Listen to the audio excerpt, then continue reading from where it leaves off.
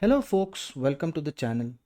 If you wish to learn how to fix the compressed zipped folder is invalid error, then let's look at the one and only solution.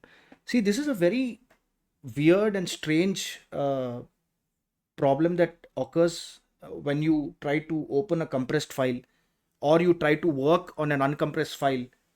So, uh, this normally happens when you use the Windows zip file, zip software. So the only solution that I can think of is to use the 7Z software. So how do we do that is we go to the browser and we look for 7 dash zip download, and we go to the original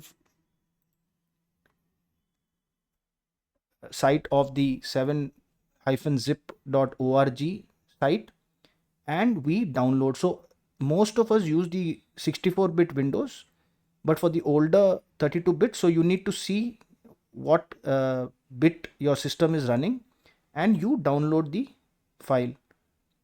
Once you download the file, install it and use the 7Z software to work with your compressed and uncompressed files, and this should solve your issue. If this video helped you, then please subscribe to the channel. Enjoy your day.